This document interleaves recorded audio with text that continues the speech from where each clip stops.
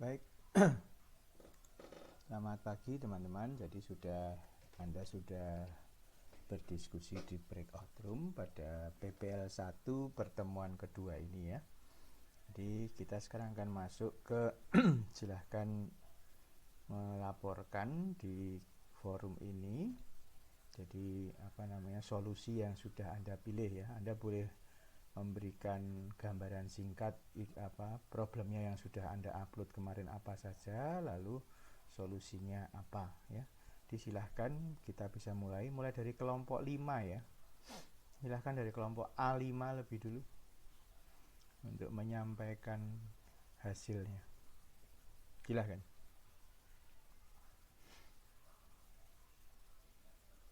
Kelompok A5.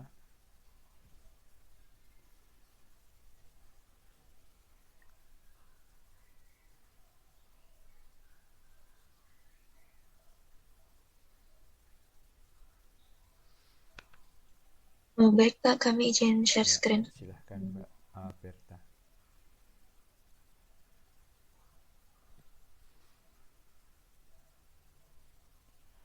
Oke. Ya, dibesarin dikit ya.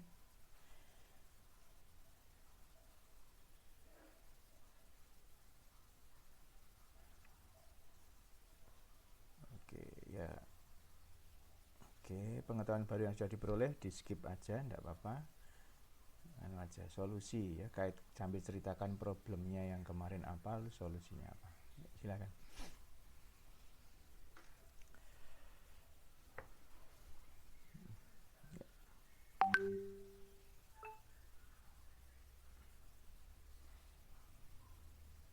Ya, terus. Ya, solusinya coba. Oke.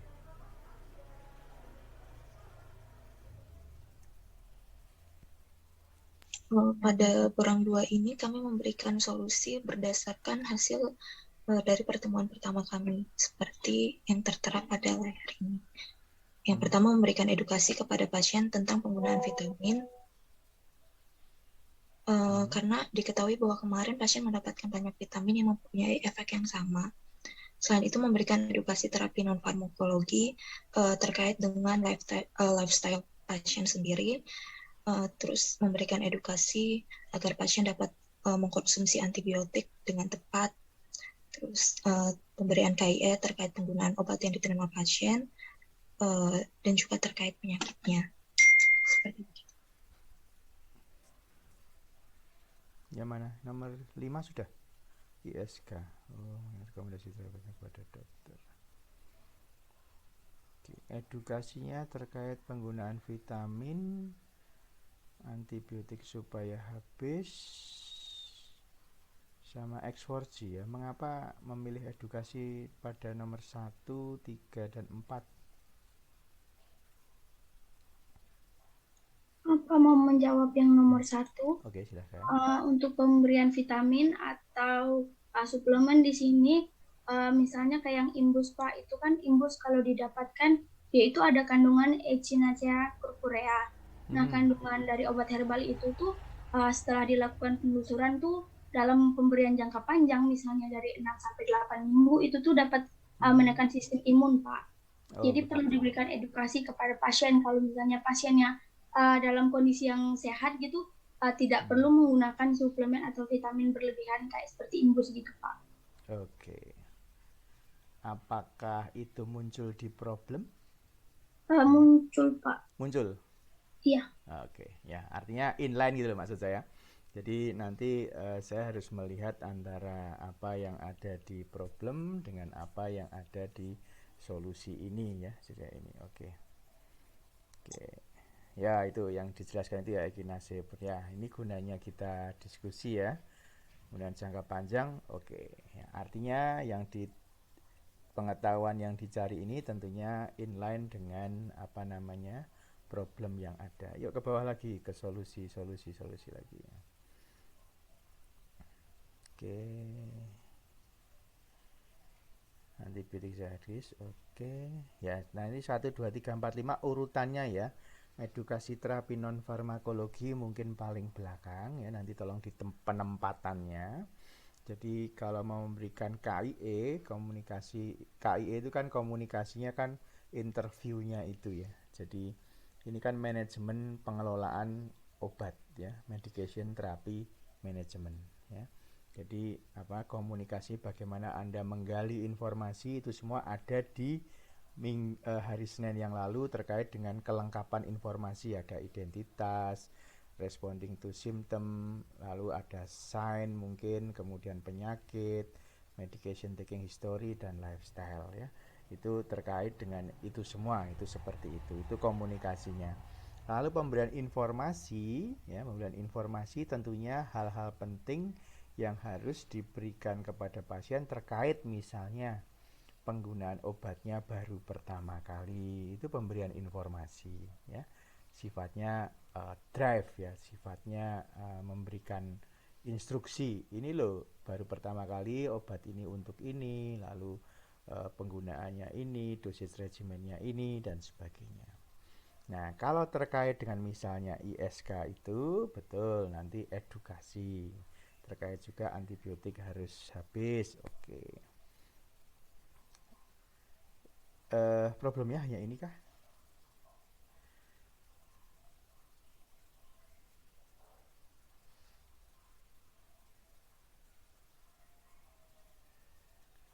Terkait misalnya dengan produk multivitamin dan produk imunomodulator yang diminum 3 bulan berturut-turut dan tentunya 2 minggu sebelumnya ini waktu pasien datang itu kan menggunakan antibiotik, apakah ada potensial antibiotikanya menjadi kurang berfungsi atau tidak, apakah tersoroti apa tidak ya, hanya bertanya aja, atau disoroti apa tidak ya, kalau nggak tersoroti ya nggak apa-apa. Apakah di kelompok ini kan multivitaminnya kan termasuk inhibitor enzim ya, dia digunakannya jangka panjang gitu. Belum tersoroti. Oke, belum ya. Coba kalau misalnya mau disoroti juga boleh, walaupun hasilnya bisa ya bisa tidak ya. Jadi intinya sebenarnya solusi untuk Anda adalah pemberian KIE pada pasien. Intinya kan itu. Ya, pemberian KIE pada pasien di mana Anda bisa membedakan komunikasi efektifnya, bagaimana Anda misalnya non farmakologi lifestyle itu kan lebih ke arah komunikatif ya, komunikatifnya bagaimana membangun komunikatif, interview, informasi itu yang sifatnya direct instruction. Kalau edukasi lebih ke arah mengajak, memotivasi dia atau memberikan dia jalan yang tepat ya, misalnya bahwa antibiotik harus digunakan sampai habis ya. Kalau disimpan dan akan digunakan kembali, bagaimana cara Anda memberikan edukasinya, itu adalah hal yang penting yang harus disampaikan ya. Oke, baik, saya rasa cukup ya. Tadi masukan saya hanya itu terkait dengan penggunaan imunomodulator dan multivitamin jangka panjang, termasuk dia juga menggunakan vitamin D dalam 2 minggu. Apakah itu bermasalah apa tidak, tolong disorot kembali ya. Oke, baik, kelompok berikutnya silahkan.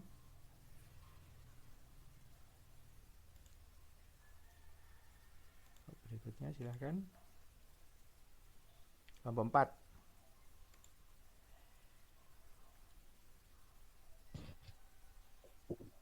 Untuk penulisan solusi terhadap problem. Ya, silahkan. Yang pertama, memberikan edukasi dan informasi kepada pasien terkait obat X4G dan aturan pembeliannya. Kemudian melakukan monitoring terhadap obat yang diterima pasien karena terdapat interaksi antara valsartan dengan diclofenac. Mengedukasi pasien ketika sudah mulai mengkonsumsi X4G yang mengandung valsartan, disarankan untuk tidak mengkonsumsi Voltaren tablet dan mengandung diclofenac. Dapat disarankan juga mengganti dengan anti nyeri topikal. Menyarankan pasien untuk tidak mengkonsumsi NSAID seperti Voltaren tablet yang mengandung diclofenac lebih dari 1 minggu karena berpotensi meningkatkan tekanan darah pasien. pemberian edukasi mengenai ISK kepada pasien dengan detail agar pasien mengerti. Kelima, menginformasikan kepada pasien berapa kebutuhan vitamin D yang dibutuhkan per hari dan bahayanya jika berlebih. Keenam, memberikan edukasi dan informasi kepada pasien bahwa penggunaan imbus tidak disarankan untuk digunakan dalam jangka waktu lebih dari 8 minggu. Itu kok kayak Yang ketujuh, pastel. menginformasikan kepada pasien pengaruh stres, pola makan, dan gaya hidup terhadap penyakit hipertensi. Yang kedelapan, mengedukasi pasien terkait terapi non-farmakologi untuk menunjang kesembuhan pasien. Oke. Seperti itu, Pak. Dibesarin, Mbak. Anu apa? Di 120 atau berapa? Sebentar ya, sebentar. Nggak bisa. Mah, kayak Mas Nur wis ngerjake. Tak instruksi. Heeh. Tamane dhewe tok karo selokan, karo wis jadi ning konsen ning taman saiki. Oke, baik, ya dibesarin. Oke, saya soroti dulu ya nomor 1. Oke, saya oke. Coba liatin nomor 2 dan 3, Mbak. Oke, hop hop kebanyakan ya. 2 dan 3. Oke, saya mau bertanya dulu. Valsartan dalam X4G dengan diclofenac itu interaksinya apa? Apakah minor, intermediate atau mayor ya? Apakah waktu belajar sampai bisa mendapatkan informasi umum dulu terkait dengan websitenya, mungkin Medscape dengan drugs.com dan sebagainya? Apakah ada informasi bahwa interaksi antara dua obat tersebut minor, intermediate atau mayor begitu?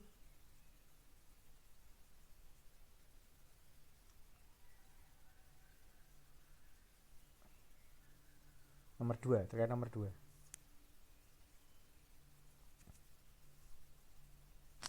Kalau berdasarkan Medscape itu untuk interaksi valsartan dengan diclofenac itu monitor closely, Pak, maksudnya. Monitor closely. Oke. Ya. Nah, mungkin bisa dicek kembali monitor closely dalam arti apakah kalau ketemunya sesekali bagaimana, kalau ketemunya dalam beberapa waktu mana. Maksud saya itu ya.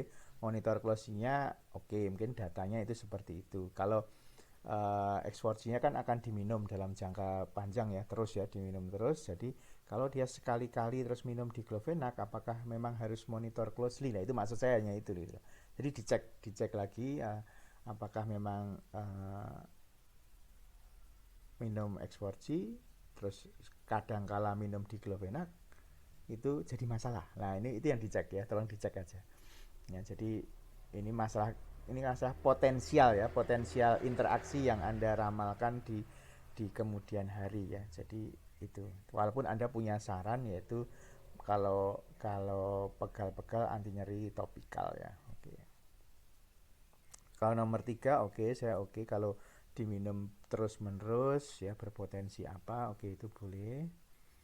Nah, nomor 4 ini sebaiknya yang kita berikan edukasi kepada pasien itu terkait dengan lewat mulai penggunaan obatnya ya, jangan mengedukasi terkait penyakitnya. Jadi terkait dengan obatnya, obat yang diminum yaitu antibiotik cefixime dan kalau nyeri memakai ketorolak. Nah ini penting ya, jadi Anda edukasinya lewat obatnya. Jadi kalau obat ini tidak tuntas, akibatnya mikroorganismenya seperti apa sehingga penyakitnya nanti seperti apa. Jadi jangan edukasi tentang penyakitnya, tapi terkait dengan obat yang digunakan ya. Nomor 5. Nah, mengapa nomor 5 ini menjadi sebuah solusi yang Anda perlu sampaikan kepada pasien? Nomor 5.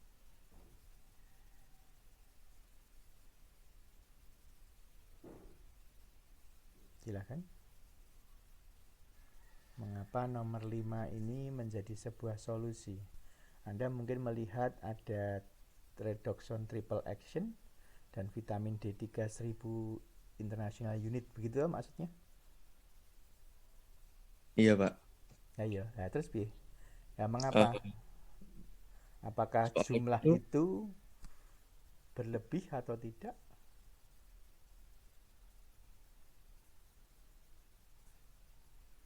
Silakan. Kalau kalimatnya kan seminggu dalam 3 bulan terakhir mengkonsumsi triple action serta imbus, seminggu 2 kali mengkonsumsi vitamin D3 1000 IU. Jadi dalam 3 bulan terakhir untuk 2 multivitamin sama imunomodulatornya setiap hari, tapi dalam 3 bulan itu vitamin D3-nya ditambah 2 kali seminggu. Nah, Anda mengatakan ini butuh, mungkin Anda mengatakan sebagai sebuah problem ya. Nah, pertanyaannya adalah problem apa yang Anda lihat di situ, maksud saya. Ini cuman kasih info aja ke ibunya supaya dia nggak minum vitamin D itu berlebihan, kan ada potensi juga dia minum vitamin D itu yang tadi yang seminggu 3 kali itu jadi setiap hari gitu Pak. Oh bukan, maksud saya kan ini tidak secara eksplisit Anda mengatakan bahayanya jika berlebih itu wujudnya apa? Oh, Kan bahaya harus jelas toh. Apa? kalau menyebabkan kerusakan ginjal dan jaringan kalau menurut Institute of Medicine.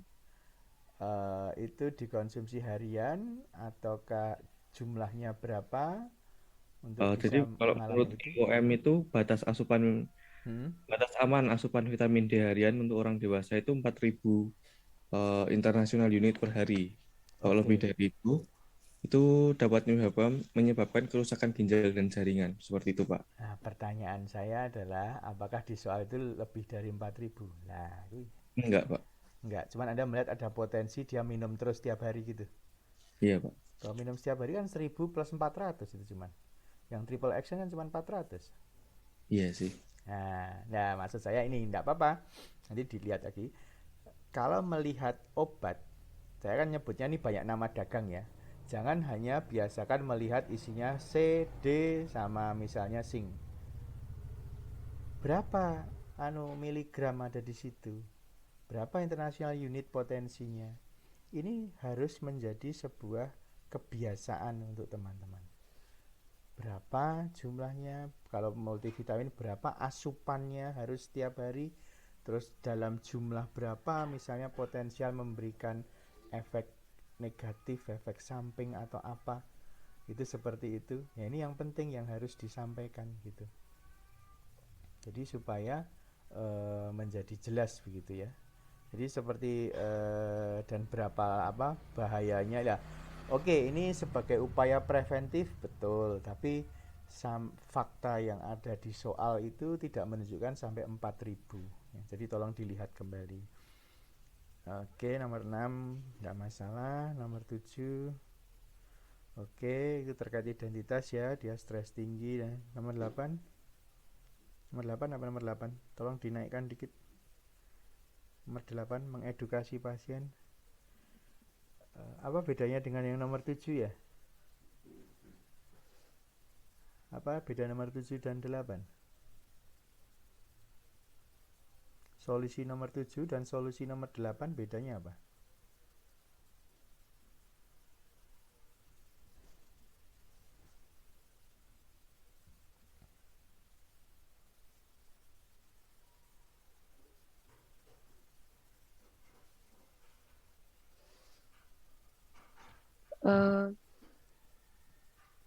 Apa bedanya? 7 sama 8 maksud saya.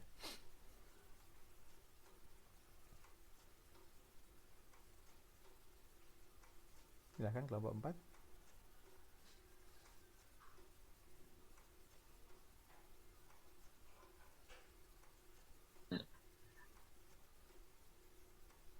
Bisa dikatakan sama sih Pak, nomor 7 dan 8. Mungkin nanti akan kami gabungkan terkait hal tersebut. Ya.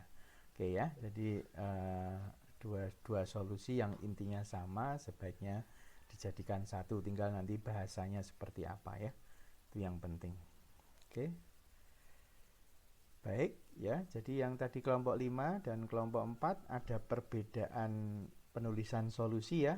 Mungkin untuk teman-teman yang lain dicatat lebih dulu saja ya, nanti tetap Anda berpegang pada solusi yang sudah Anda tulis hari ini sebagai untuk presentasi, tapi nanti kalau setelah kuliah ini selesai Anda bisa mengkaji ulang berdasarkan pengalaman Anda dan mendengarkan pendapat kelompok lain ya. Saya dengan masukan ini saya berharap Anda memiliki cara pandang yang juga menjadi berbeda dengan melihat dari apa yang disampaikan oleh teman-teman ya. Ada 5 dan 4. Oke. Baik, cukup kelompok 4, terima kasih. Kelompok 3 silahkan. Baik, Pak. Silahkan Mbak Nimade.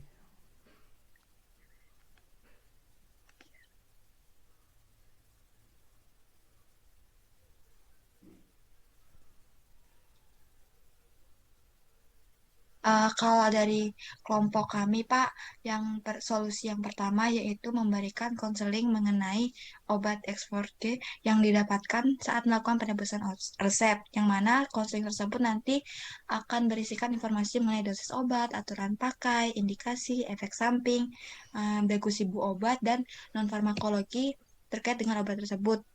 Lalu yang kedua, memberikan konseling mengenai ISK yang dialami pasien. Konseling dari ISK ini isinya adalah mengenai antibiotik tersebut, lalu memberikan non-farmakologi terkait ISK-nya, dan memberikan saran kapan harus pergi ke dokter untuk penanganan dari ISK yang dialami pasien. Yang ketiga, menyarankan untuk menghentikan pemakaian ketorolac jika sudah mengkonsumsi Voltaren. Yang keempat, memantau pemakaian dari Voltaren dan X4G terkait dengan adanya interaksi dari kedua obat tersebut.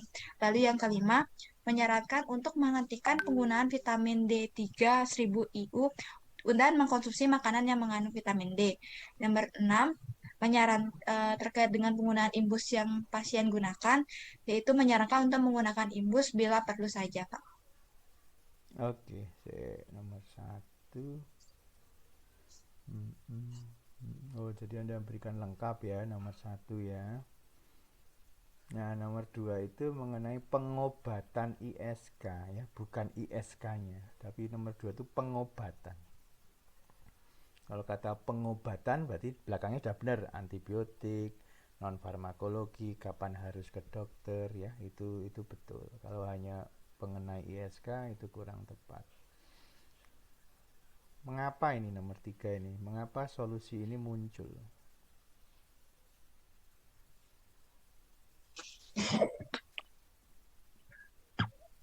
Silahkan Mbak. Karena ketorolac sama Voltaren ini kan isinya N-adiklofenak, Pak. Terus sama-sama ketorolac kok isinya diklofenak? Maksudnya Voltaren ini isinya diklofenak. Terus ketorolac dan diklofenak ini sama-sama NSAID. Terus kalau berdasarkan Medscape, pemakaian kedua obat ini kontraindikasi. Jadi kalau udah pakai ketorolac nggak boleh memakai diklofenak karena akan meningkatkan toksisitasnya, Pak. Toksisitasnya siapa? Keduanya, Pak. Karena mereka sinergis. Ketorolac, Voltaren, saya rasa istilahnya bukan kontraindikasi ya. Kontraindikasi kan suatu kondisi di mana sebuah obat atau tindakan itu tidak boleh dilakukan. Misalnya orang minum obat flu yang mengandung fenilpropanolamin, dia mengalami tensi tinggi. Berarti obat tersebut kontraindikasi untuk kondisi pasien hipertensi. Jadi kontraindikasi itu tentang kondisi di pasien. Jadi kalau ketorolac dengan Voltaren kontraindikasi itu istilah itu tidak tepat begitu ya. Ya, kita tolong dilihat kembali Voltaren sama ketorolac secara fungsi bagaimana. Karena Voltaren kan dalam soalnya itu kan untuk mengatasi pegal-pegal, sedangkan ketorolac lebih ke untuk mengatasi rasa nyeri ya. Dari sisi potensi terkait indikasi yang digunakan, di mana yang satu pegal-pegal, yang satu nyeri, dan kondisinya yang ketorolac lebih untuk ISK, apakah itu sudah tepat atau belum. Kalau misalnya penggunaan bersama-sama itu sinergi, apakah di soal itu terlihat adanya kemungkinan penggunaan secara bersama? Karena bahasanya untuk menghentikan pemakaian ketorolac jika sudah mengkonsumsi Voltaren. Bukankah ketorolacnya itu SPRN ya, bila perlu kan? Artinya tingkat kejadian penggunaan ketorolac dengan Voltaren itu kan belum tentu terjadi ya. Ya enggak? Iya Pak, Eh, jadi maksud kita itu misalnya kalau eh, eh, ibunya pegal-pegal dan tiba-tiba merasakan gejala sakit yang ISK itu Pak. eh, Tapi ibunya udah konsumsi Voltaren. eh, Oh, bukan gitu Pak. Maksudnya itu. jadinya pilih salah satu aja gitu Pak. Kalau Hmm, udah minum Voltaren berarti jangan minum ketorolak lagi. Tapi kalau udah minum ketorolak, jangan minum Voltaren lagi. Tapi nanti kita cari lagi Pak, apakah Voltaren ini bisa masuk ke indikasi nyeri ISK. ya. Oke. Nah, berarti bahasanya solusi harusnya tidak begitu kan? Jadi kan memberikan informasi kapan penggunaan ketorolak dan atau Voltaren kan gitu toh. Memberikan informasi kapan sih menggunakan ketorolak, kapan menggunakan Voltaren. Artinya apa? Kalau memang sudah mengalami sesuatu, sudah mengkonsumsi Voltaren, ya. Dan kalau merasa ininya kambuh, nyerinya, berarti jangan mengkonsumsi ketorolak. Maksudnya gitu toh? Maksudnya Iya gitu. Pak. Ah, iya, jadi memberikan informasi penggunaan keterolak dan atau Voltaren. Jadi berikan informasi kapan toh penggunaan ini kan dia masih punya sisa keterolak begitu. Iya Pak, Yang maksudnya begitu. yang harus dibahas kan sebetulnya kan antibiotiknya dia masih sisa. Lah, penggunaan keterolak yang sisa ini kapan boleh dan kapan tidak boleh. Nah, itu arahnya kan ke sana. Itu seperti itu. Cuman memang diperhati kalau ini berarti kan problemnya harus diketahui atau di sana. Jadi apa problemnya harus matching dengan apa yang ditulis di problem itu seperti itu. Memantau pemakaian Voltaren dan eksfoliasi terkait intervensi obat. Ya, artinya Voltaren itu kan kadang-kadang dipakai ya, kadang-kadang ya. Jadi tolong dilihat dari nomor 5. Nomor 5 wes.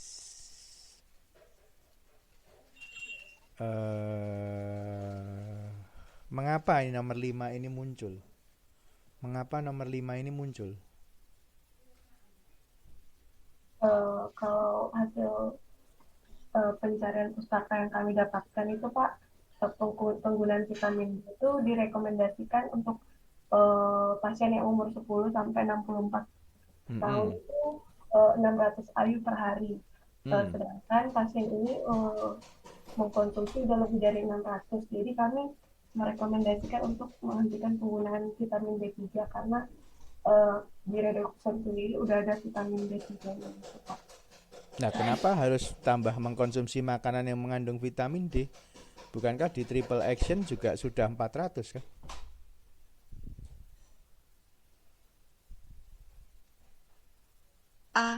Maaf Pak, sebenarnya tuh maksud dari nomor 5 itu gini Pak.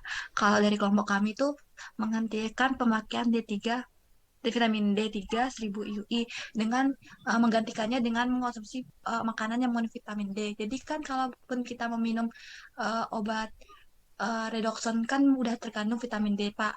Nah, di setiap hari kita juga bisa mengkonsumsi makanan yang bisa mengandung vitamin D. Jadi, menurut kelompok kami itu sudah cukup untuk menutupi kebutuhan vitamin D harian yang diperlukan oleh tubuh kita, Pak. Dalam kondisi pandemi ini, kita kemarin di soal itu kan ada tulisannya WFH semua ya. Berarti kan Anda harus mengasumsikan kondisi ini kan real dalam kondisi pandemi. Mengapa dia repot-repot 3 bulan terakhir mengkonsumsi imunomodulator, mengkonsumsi multivitamin dosis besar dan juga ingin D3. Itu kan semua terkait dalam 3 bulan terakhir kan serangan pandeminya kan hebat sekali kan ini. Kalau Anda lihat dari Juni, Juli, Agustus itu kemarin kan hebat sekali. Nah, apakah tidak terfikirkan sampai sana bahwa ini adalah sebuah cara praktis untuk meningkatkan asupan multivitamin yang dibutuhkan untuk meningkatkan sistem imun tubuh? Gimana, Mbak? Kalau dari kelompok kami itu, Pak, bisa juga dengan berjemur, Pak, kan semenjak pandemi ini juga ya, yang betul. berjemur-jemur juga lagi ngetren gitu, Pak. Iya, betul. Tapi kan ada hal yang sifatnya praktis yang sudah dia lakukan. yaitu minum Vitadoxon triple action. Itu hal paling praktis yang bisa dia lakukan. Dia berjemur mungkin sulit karena dia dilihat dari kesibukannya yang sangat tinggi. Bisa jadi kalau hujan, kalau mendung, itu kan harus banyak. Artinya praktek yang sudah dia lakukan untuk meningkatkan sistem imun dia apakah keliru, gitu loh maksud saya hanya itu. Apakah keliru atau kurang? Kalau Anda menganggapnya itu jumlahnya kurangnya sangat banyak, bisa ditambah asupan makanan ya atau buat berjemur. Tapi kalau menurut Anda jumlahnya ini sudah cukup, itu kan tidak terlalu menjadi masalah kan, misalnya untuk yang mengkonsumsi makanan itu maksud saya. Oh, baik Pak. Mungkin maksud kelompok kita itu lebih ke apakah konsumsi D3 1000 IU ini lebih banyak manfaatnya atau justru lebih banyak efek sampingnya, Pak? Ya, kalau ke arah sana itu memberikan edukasi apakah penggunaan vitamin yang sudah harian itu ditambah sesekali D3 itu apakah tambahan D3 itu berlebih atau tidak kan, begitu kan maksudnya kan gitu kan. Itu lebih ke arah itu sebenarnya sebuah problem kan begitu ya. Tapi Iya, Pak. terus sebenarnya banyak yang sampai kelompok 3 ini belum menyoroti ya peran vitamin C yang sangat dosis besar itu ya. Ya, dia digunakan jangka panjang loh ya. Dan dia juga mengkonsumsi obat yang rutin. Nah, itu saya belum melihat ada yang menuliskan problem itu dan juga solusi terkait itu ya. Jadi penggunaan vitamin C panjang 3 bulan walaupun maksudnya untuk meningkatkan sistem imun, apakah itu berpengaruh terhadap metabolisme obat lain? Mengingat dia juga mengkonsumsi obat yang digunakan jangka panjang. Kalau 3 bulan yang lalu berarti obatnya adalah AMLO, belum X4G, ya kan? Jadi kan terkait vitamin C ini, kalau dia 3 bulan yang lalu problemnya apakah membuat AMLO-nya efeknya berkurang atau seperti apa?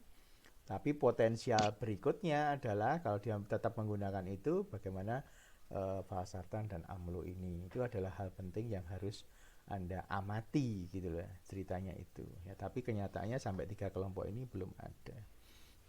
Nomor 6, menyarankan menggunakan imbus bila perlu saja. Oke, harus didukung data ya ini ya. Jadi walaupun tadi yang sebelum ini mengatakan sampai 8 minggu, kan ini masih 3 bulan ya 9 minggu memang, tapi bila perlu saja dalam arti bila perlu itu bagaimana, kondisi seperti apa yang dinyatakan sebagai kondisi bila perlu misalnya begitu. Oke, bawahnya apa? Setelah nomor 6. Oke. Jadi nomor 6 itu ya menyarankan bila perlu itu seperti apa maksudnya? Kan ini bukan seperti nyeri ya. Nyeri, kalau nyeri berarti minum. Nah, kalau imbus ini bila perlu kapan kita mau minum imbus itu kan bukan, tidak ada tanda yang menunjukkan kapan dia harus minum. Bukankah ini semua adalah upaya preventif ya? Ini dalam kondisi work from home dia, Anda bayangkan ini bulan September, kemarin kan soalnya keluar Agustus ya, berarti 3 bulan sebelumnya mulai Mei dia gencar minum ini. Nah, ini adalah hal karena 3 bulan yang lalu situasinya pandemi ini sangat luar biasa, yang tertularnya sangat luar biasa. Jadi Anda harus membayangkan soal ini situasinya kontekstual ya. Jadi situasinya kontekstual, bukan situasi yang ini soalnya mirip misalnya gitu. Enggak, sebetulnya enggak seperti itu juga. Jadi memang ini masih dalam kondisi ini masih gitu. Apakah dan juga sampai kelompok ketiga ini saya belum melihat ini multivitaminnya ada C, ada D, ada zinc. Kok B nggak ada ya? Nah, itu kok nggak ada yang memberikan saran minumnya B ya gitu ya. Karena kan untuk dalam kondisi pandemi ini untuk untuk preventif kan disarankan kan C, D, kemudian zinc, kemudian B. Nah, itu yang kalau banyak untuk kondisi meningkatkan sistem imun. Jadi kondisi pandemi ini memaksa kita untuk belajar kembali melihat yang namanya vitamin dan multivitamin. Oke, cukup kelompok 3. Baik, silakan kelompok 2.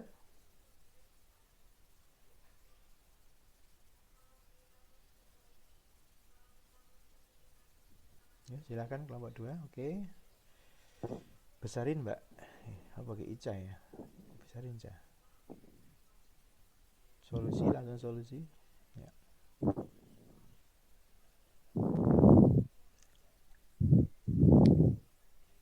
Untuk solusi dari kelompok kami yang pertama itu ada penggunaan Voltaren yang memiliki kandungan natrium diklofenak itu diganti menjadi natrium diklofenak topikal.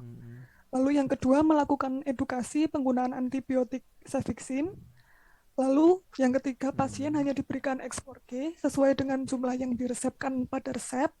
Lalu melakukan edukasi terkait gaya hidup dan pola makan pasien yang menjadi faktor penyebab hipertensi dan ISK. Lalu menyarankan pasien untuk menggunakan imbus dalam jangka waktu 8-12 minggu.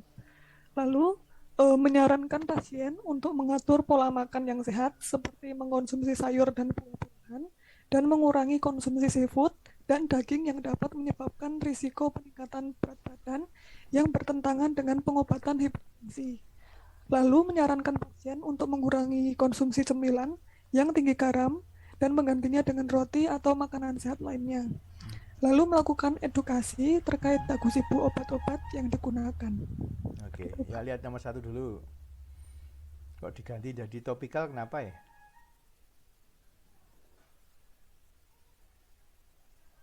Nomor 1, mengapa kok Anda mengajak, kalau pegal-pegal dia biasa minum Voltaren, kok diganti jadi DNA diklofenak topikal, enggak, alasannya apa dulu?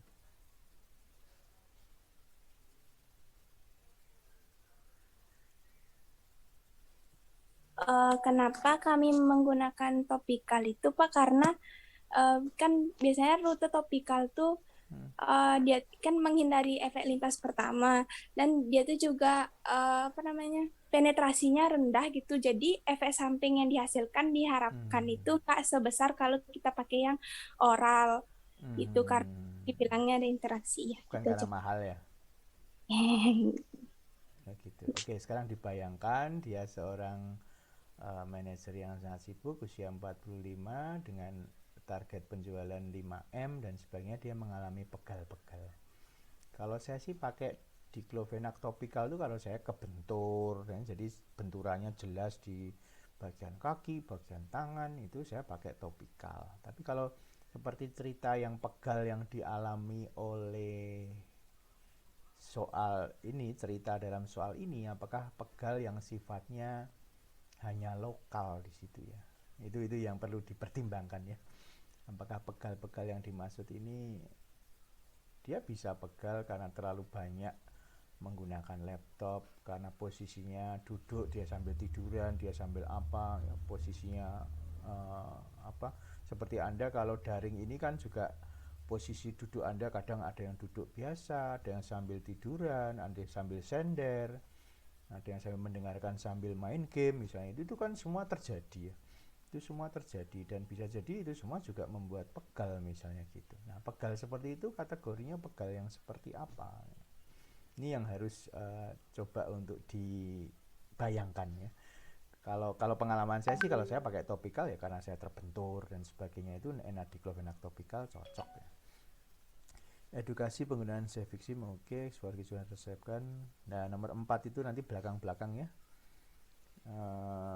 Pola hidup dan pola makan. Lalu bedanya apa dengan nomor 6, nomor 7 ya? Apakah 4, 5 dan 4, 6 dan 7 itu bisa disatukan ya, terkait misalnya lifestyle atau tentang apa untuk mengurangi risiko pencegahan ya. Tapi pertanyaannya adalah apakah kita memiliki cukup ilmu untuk berbicara masalah itu cukup banyak ya.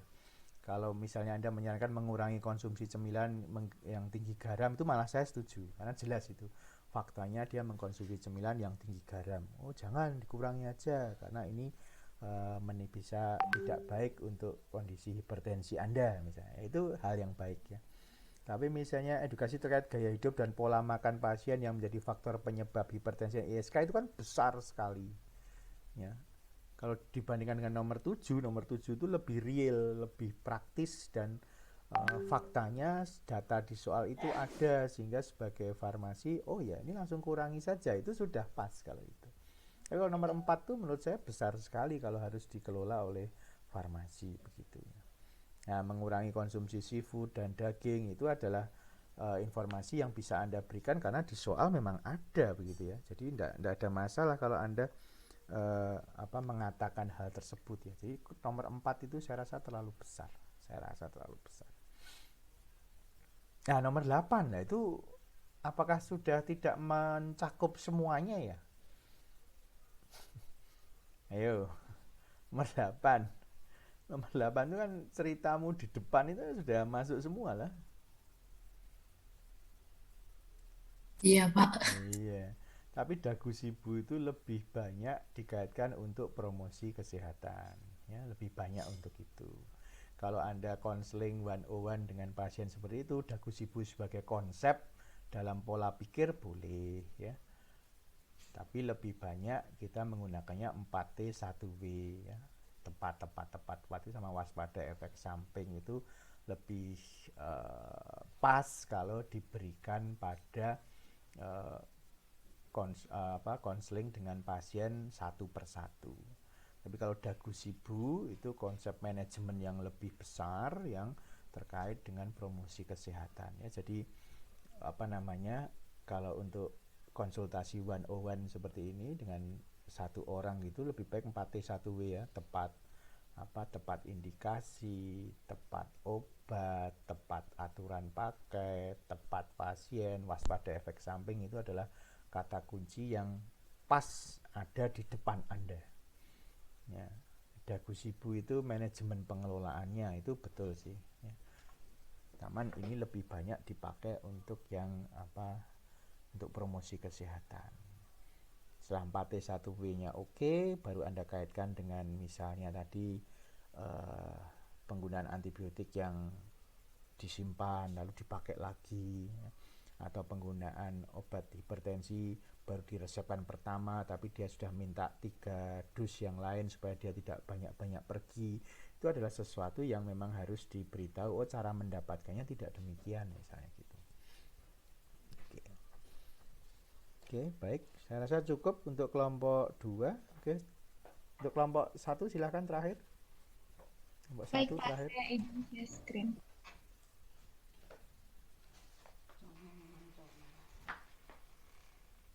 Sopo?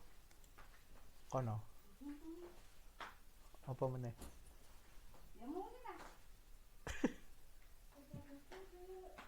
Baik Pak, saya akan mempresentasikan solusi dari kelompok kami.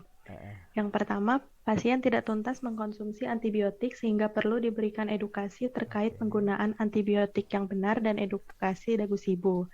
Yang kedua, pasien tidak perlu diberikan ekspor sebanyak 3 dus karena pasien perlu kembali ke fasilitas kesehatan untuk melakukan pengecekan kembali kondisi pasien oleh dokter karena tekanan darah pasien harusnya turun setelah mengkonsumsi dalam waktu 1-2 minggu, dan pasien diberikan edukasi bahwa setelah 2 minggu pasien perlu kembali ke vaskes untuk melakukan pengecekan dengan dokter. Yang ketiga, perlu dilakukan monitoring terkait tekanan darah karena hipertensi yang dialami pasien dan karena adanya potensi interaksi antara NSAID dengan valsartan. Yang keempat, pasien perlu diedukasi terkait pola makan yang baik dan juga melakukan aktivitas fisik seperti olahraga ringan, contohnya jalan pagi, aerobik. Yang kelima, dosis maksimal vitamin D tidak boleh melebihi 4.000 IU per hari. Pasien mengkonsumsi suplemen vitamin D sebanyak 4.800 IU per minggu sehingga masih dalam batas aman. Namun pasien tetap diberikan informasi mengenai dosis maksimal vitamin D. Yang keenam, penggunaan echinacea yang terkandung pada imbus yang merupakan imunomodulator jika digunakan dalam jangka panjang atau lebih dari 8 minggu dapat menekan sistem imun sehingga terjadi penurunan sistem imun. Sehingga pasien sebaiknya diberikan edukasi terkait cara dan aturan penggunaan imbus. Yang ketujuh, potensi peningkatan tekanan darah karena konsumsi NSAID dengan mekanisme dari sistem renin-angiotensin, perubahan dalam retensi natrium dan air pada ginjal, penghambatan sintesis prostaglandin melalui jalur inhibisi enzim CHOX, dan pembentukan faktor vasokonstriksi sehingga pasien perlu diberikan edukasi terkait penggunaan NSAID. Ya. Demikian solusi dari kelompok kami. Oke, ya kelompok lihat nomor satunya lagi dulu. Oke, ya dosis ibunya terlalu besar ya. Tadi seperti tadi yang sudah saya sampaikan di kelompok sebelumnya. Pasien tidak perlu S4 reduce karena tekanan pasien harusnya turun. Oke. Statement ini apa ya? Ini ya omongan spontan kadang di fase akhir. Loh kok nggak turun? Harusnya 2 minggu turun ya. Kalimat ini bisa menyakiti hati pasien ya. Ingat, ada individualisasi dosis, ada individualisasi respon, teman-teman. Guideline mengatakan kalau minum obat ini secara teratur 1 atau 2 minggu akan turun tekanan darahnya. Itu guideline kan. Namanya aja guideline ya, pedoman ya. Tapi kalau kenyataannya nggak turun ya apa ya harus dimarahi pasiennya? Kan enggak ya. Jadi tidak boleh mengkonsumsi lagi karena memang obat ini harus dengan resep, jadi memang tidak boleh kan, itu sudah cukup. Tapi jangan mengatakan karena tekanan pasien harusnya turun setelah mengkonsumsi antihipertensi dalam waktu 1-2 minggu. Itu bukan sebuah statement yang tepat gitu ya. Ya, pasien ya nggak ingin toh kena hipertensi terus gitu ya, tapi kenyataannya nggak turun kok, nggak turun masuk dimarahin gitu ya. Ya, ini hal penting ya. Jadi statement ini mohon juga hati-hati untuk dikeluarkan. Kalau obrolan sih kadang spontan muncul seperti ini. Tapi ini kadang membuat Anda bisa kehilangan pelanggan. Kok nggak turun-turun sih Bu tensinya? Mungkin maksudnya sambil guyon gitu ya. Tapi orang ini kok apotekernya gitu sih? Besok dia sudah nggak datang ke tempat Anda untuk beli obat ya. Ya, itu pasien kita ya. Jadi tolong statement-statement gitu harus hati-hati ya. Seorang pasien bisa pindah berobat dari vaskes yang satu ke vaskes yang lain hanya gara-gara statement yang dipandang pasien tidak empatik dari tenaga kesehatan ya. Jadi mengatakan harusnya turun, nggak ada yang mengharuskan. Kalau memang nggak turun loh, ini tekanan darahnya belum mencapai standar Bu, mungkin bagaimana bisa cerita nggak apakah ibu meminumnya secara rutin? Kalau dia minumnya nggak rutin, berarti masalahnya di situ. Kenapa nggak rutin?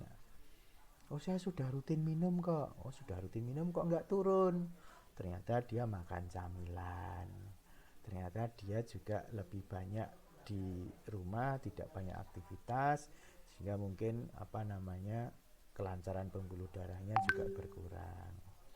Nah, inilah hal-hal yang bisa kita explore ya. Jadi ya itu di kuning ya. Jadi statement itu tolong tidak muncul ya. Nanti suatu saat kalau praktek lagi. Praktek di betulan sudah lulus. Monitoring karena adanya potensi interaksi tadi sudah saya jelaskan ya di kelompok berapa tadi, tolong dilihat kembali apakah interaksi itu intermediate dan mayor misalnya. Pola makan yang baik, pola makan yang baik itu bukan terkait edukasi ya, tapi hanya disarankan untuk pasien untuk punya aktivitas fisik. Karena kata edukasi kesannya kita tahu betul tentang pengolahan fisik dan makan. Kalau Anda menulis saya mengedukasi tentang penggunaan obat, saya 100% setuju. Karena Anda memang memiliki kemampuan dalam hal itu. Nah, terkait lifestyle, pastikan terkait dengan fakta-fakta yang dijumpai saja. Makan banyak camilan, dia garamnya tinggi, tidak baik ini Bapak atau Ibu. Nah, itu yang penting ya. Dosis maksimal tidak boleh 4.000 ya, padahal mau konsumsinya berapa? Yang benar nih per minggu 4.800, kan cuma 400 sama 1.000. Vitamin D-nya itu kan 4.000 IU per hari kan. Dia 1 minggu per hari itu. Nah, itu kok satuannya per minggu. Masih batas aman. Oke ya, masih batas aman ya. Penggunaan apa nih, ekinase, ya ini juga harus hati-hati aja ya, hati-hati, tapi harus ada bukti bahwa ada masalah. Konsensi peningkatan tekanan darah. Nah, ini juga harus dicek apakah peningkatan tekanan darah ini mendadak karena kalau dia minum atau memang karena mengkonsumsi cukup panjang ya. Ini coba dicek lagi. Oke, baik, sudah cukup ya teman-teman. Ya, cukup kelompok 1 ya sebagai closing ya. Teman-teman kemarin mengingat dari soal yang panjang ini Anda kelompokkan menjadi identitas, responding to symptom, penyakit, medication taking history, dan lifestyle. Ya, 5 poin ini adalah 5 dimensi yang harus Anda ada di mindset Anda nanti waktu melakukan praktek ya, waktu PKPA atau waktu nanti Anda sudah lulus. Itu adalah pola pikir yang ada. Tentunya tidak semua urut ditanyakan, tidak, tapi terkait dengan apa yang direspon oleh pasien ya. Kalau identitas ditanyakan cukup lengkap, lalu responnya seperti apa itu nanti divariasikan, tentunya seperti itu ya. Jadi saya mengajari ini untuk bekal Anda nanti setelah lulus ya. Nah, a part of dari ini ya, bagian-bagian ini nanti tentunya akan ada ujian ya dalam UKAI CPT maupun OC. Nanti karena levelnya adalah bagian-bagian, tentunya ini kalau Anda sudah belajar semua dimensinya, tentunya kalau ujian itu semua sudah tercover sebetulnya. Hanya kaitkan dengan hal-hal yang memang akan Anda hadapi dalam ujian itu nanti. Kalau soal ini soalnya besar ya, besar. Dan kalau soal OSC, kalau terkait dengan KIE obat ini tentunya hanya sebagian kecil ya. Mungkin Anda hanya diminta memberikan KIE terkait penggunaan obat, atau hanya diminta untuk melakukan penggalian data dan informasi, medication taking history. Jadi hanya a part of dari itu. Tapi dengan mempelajari dengan cukup luas, ini saya berharap Anda sudah bisa nanti siap untuk ujian dan siap untuk nanti kalau sudah lulus bisa melakukan praktek kefarmasian ya. Jadi maksud MPK ini membekali Anda untuk bisa melakukan praktek ya. Jadi simulasi ini diharapkan ya, semua soal simulasi ini kalau yang kondisi hari ini sifatnya kontekstual terkait dengan pandemi ya. Makanya timbul multivitamin, imunomodulator dan sebagainya ya. Gangguan ISK bisa timbul karena dia terlalu banyak rapat, dia menunda air seni dan sebagainya, itu bisa terjadi sehingga menyebabkan ISK ya. Ini adalah hal-hal yang terjadi dalam keseharian seseorang yang melakukan daring ya. Jadi ini adalah sebuah soal yang kontekstual dan yang diminum juga rata-rata obat-obatannya itu. Kalau terkait dengan yang obat bebas, di sini ada Anda belajar tentang antibiotik, Anda belajar tentang analgesik ya. Lalu analgesik, terus kemudian Anda belajar dengan multivitamin, Anda belajar tentang obat-obat yang dari herbal ya. Itu yang bisa Anda pelajari adalah itu ya. Jadi Anda belajar cukup banyak di sini seperti itu ya. Saya berharap Anda mendapatkan intinya ya. Kalau jangan hanya menganggap oh ini terkait ini saja, enggak, intinya itu ya. Jadi gathering information itu seperti apa, lalu kemudian menyarankan informasi itu seperti apa, kapan kita melakukan informasi obat, kapan kita melakukan edukasi tentang obat. Kalau lifestyle pasti edukasi, tapi pastikan sesuatu yang memang real terjadi. K-nya apa? KIE, komunikasi. Bagaimana Anda bisa menggali, interview, assessment, responding to symptom ya. Medication taking history itu komunikasinya di situ ya. Jadi kita fokusnya pada latihan KIE seperti itu ya. Jadi untuk pertemuan hari ini saya rasa sudah cukup ya. Terima kasih untuk partisipasi dari teman-teman.